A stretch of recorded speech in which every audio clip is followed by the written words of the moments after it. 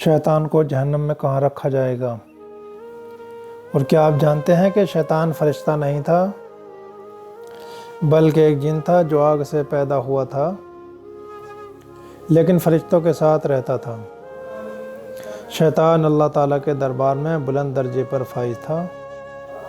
حضرت کعب بن احیار رضی اللہ تعالیٰ عنہ کا بیان ہے، شیطان 40,000 سال تک جنت کا خزانچی رہا، 80,000 سال تک فرشتوں کا ساتھی رہا، 20,000 سال تک فرشتوں کو وعظ کرتا تھا، 20,000 سال تک اللہ کے قرب فرشتوں کا سردار رہا، اور 14,000 سال تک عرش کا طواف کرتا رہا۔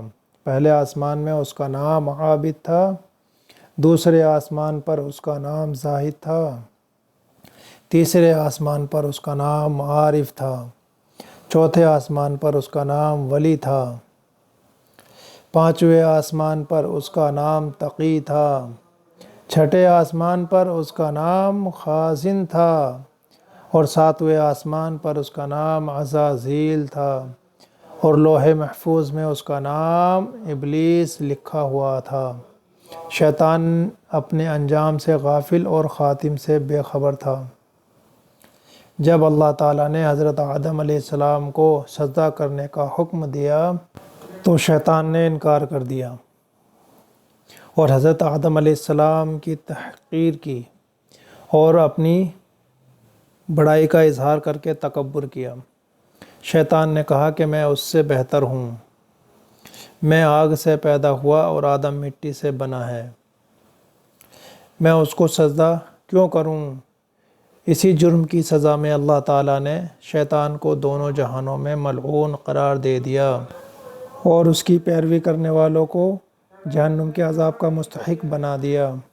جب قیامت کا دن آئے گا تو حضرت اسرافیل علیہ السلام سور پھونکیں گے جس میں تم تمام جن، انسان، جانور، فرشتے اور شیاطین مر جائیں گے۔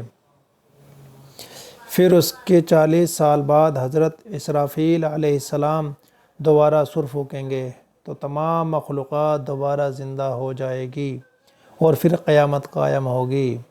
قیامت کا روز تمام نیکیوں اور برائیوں کو ان کے اعمال کے مطابق سزا اور جزا دی جائے گی۔ اب بات کرتے ہیں کہ شیطان کو جہنم میں کہاں رکھا جائے گا۔ جہنم کے 3 طبقات ہوں گے۔ پہلے طبقے میں منافقین ہوں گے، دوسرے طبقے میں وہ لوگ ہوں گے جو شیطان کے پیروکار ہوں گے اور اس کے پیچھے چلنے والے ہوں گے۔ بروز قیامت شیطان ان سے بھی بھاگے گا اور کہے گا کہ میں نے کہا تھا کہ میری پیروی کرو، آج میں خود کو نہیں بچا سکتا تو تمہاری مدد کہاں سے کروں گا۔ جہنم میں ایسے لوگوں کا امام اور سردار شیطان ہوگا۔ تیسرے طبقے میں عام جاہل کفار ہوں گے، ایسے کفار جن تک اسلام کا پیغام تو پہنچا لیکن جہالت اور ان کی ضد نے انہیں اسلام سے دور رکھا اور وہ دائرہ اسلام میں داخل نہیں ہوئے۔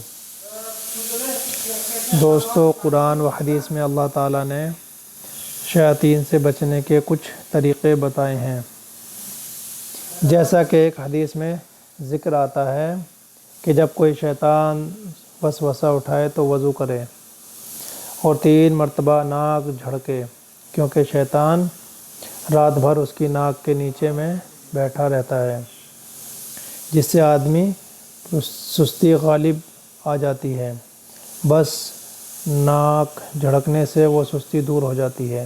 ایک اور حدیث میں حضور اکرم صلی اللہ تعالیٰ علیہ وسلم نے ارشاد فرمایا کہ جب غصہ آئے تو اعوذ باللہ من الشیطان الرجیم پڑھ لیا کرو۔